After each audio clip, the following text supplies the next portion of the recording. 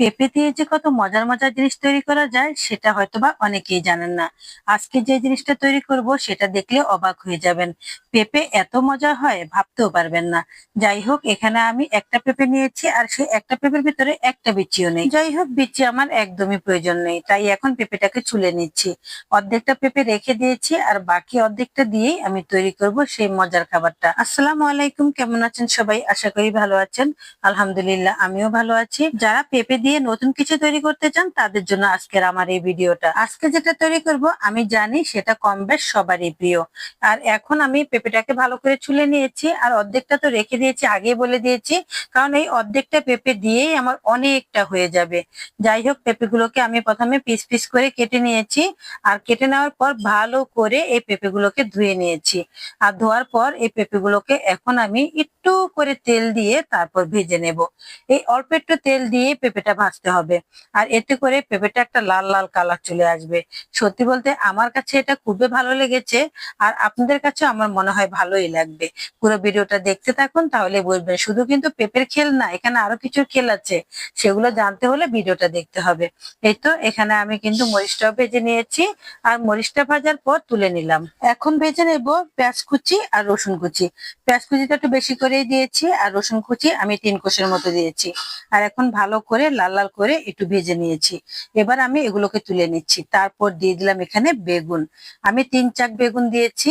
এই বেগুনটা দেওয়াতে যে কত মজা হবে কি বলবো, আসলে এক কথায় অসাধারণ হবে। তো কখনো এরকম ভাবে খেয়েছেন কিনা জানি না, তবে একবার বানিয়ে খেলে আমার মনে হয় না কখনো ভুলতে পারবেন। আমি এখানে মরিচটাকে ভালো করে লবণ দিয়ে একদম কুচু কুচু করে নিয়েছি। তারপর এখানে পেঁয়াজ আর রসুনটা ভালো করে একটু বেটে নিচ্ছি। এতক্ষণে বুঝে গেছেন আমি কি বানাতে চলেছি। আমি আসলে এখানে পেঁপে ভর্তা বানাচ্ছি। আর পেঁপে ভর্তা শুধু বানাচ্ছি না, এখানে পেঁপে বেগুনের ভর্তা বানাচ্ছি।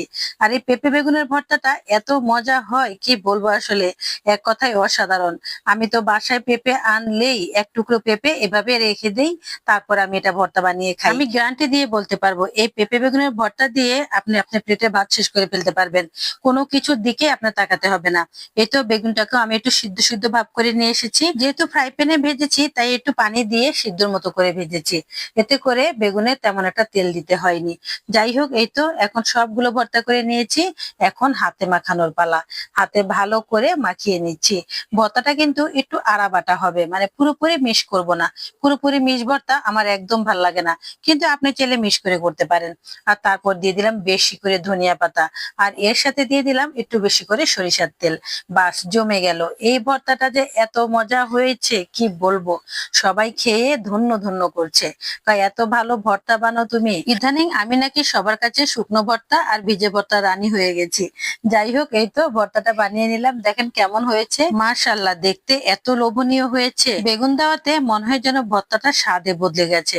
এই তো এখন আমি তুলে নিচ্ছি। আর এই ভর্তাটা কিন্তু ভীষণ বরকত হয়, অল্প একটুতে অনেকটা হয়ে যায়। দেখেছেন আমি অর্ধেকটা পেঁপে নিয়েছি আর কতগুলো ভর্তা হয়ে গেছে। শুধু শুটকি ভর্তা বানালে বুঝি ভর্তা হয়? সবকিছু দিয়েই কিন্তু ভর্তা তৈরি করা যায়, যদি আপনি একটু করে বুদ্ধি করে সাজিয়ে নেন, তাহলে দেখবেন কত মজা হয়। দেখেছেন আমি অনেক মজা করে এই পেঁপের ভর্তাটা বানিয়েছি। আপনি চাইলে একবার ট্রাই করতে পারেন। আর এই ভর্তাটা রেখেও খেতে পারবেন কয়েকদিন, নষ্ট হবে না। আর সকালবেলা রুটি পরোটা দিয়ে কি দিয়ে খাবেন সেটা ভাবছেন? কোনো চিন্তা নেই, এখান থেকে একটু ভর্তা দিয়ে খেলেই হবে। যাই হোক, কেমন হয়েছে পেঁপে বেগুনের ভর্তা অবশ্যই কমেন্ট করে বলবেন, সাথে একটা লাইক দিয়ে দিবেন। আর যদি বেশি ভালো লাগে তাহলে শেয়ার করে রেখে দিবেন। ভালো থাকবেন সবাই, আজ এ পর্যন্তই। আল্লাহ হাফেজ।